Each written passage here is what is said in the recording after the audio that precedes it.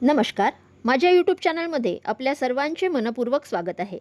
निवृत्त कर्मचाऱ्यांना आनंदाची बातमी. थकबाकीवर 9% व्याज. हायकोर्टाचे आदेश. 3 महिन्यात पैसे मिळणार. निवृत्त कर्मचाऱ्यांना निवृत्तीनंतरच्या थकीत रकमेवर 9% व्याज देण्याचे आदेश उच्च न्यायालयाने बेस्टला दिले आहे. निवृत्ती लाभ कधी मिळणे अपेक्षित होता, तो कधी मिळाला, या कालावधीमधील प्रत्येक वर्षासाठी हे 9% व्याज त्या रकमेवर कर्मचाऱ्यांना मिळेल.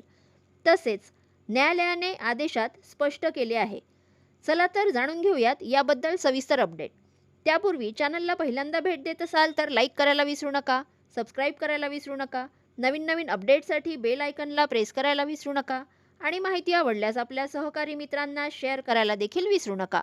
चला तर जाणून घेऊयात सविस्तर अपडेट. कर्मचाऱ्यांनी थकीत रकमेवर 12% व्याजाची मागणी केली होती. मात्र 9% व्याजदर निश्चित केला आहे. ग्रॅज्युएटी नियम किंवा अन्य सरकारी नियमावलीत थकीत रकमेवर यापेक्षा अधिक व्याजाची तरतूद असल्यास बेस्टला त्याप्रमाणे व्याजदर निश्चित करावा लागेल. अशा प्रकारे व्याज दिले जाईल त्याचे परिपत्रक बेस्टने जारी केले. 3 महिन्यात व्याजाची रक्कम बेस्टने सर्व निवृत्त कर्मचाऱ्यांना द्यावी असेही न्यायालयाने आदेशात स्पष्ट केले आहे. ग्रॅज्युएटी, पेन्शन व अन्य निवृत्ती लाभ न मिळाल्याने निवृत्ती कर्मचाऱ्यांनी न्यायालयाचे दार ठोठावले आहे.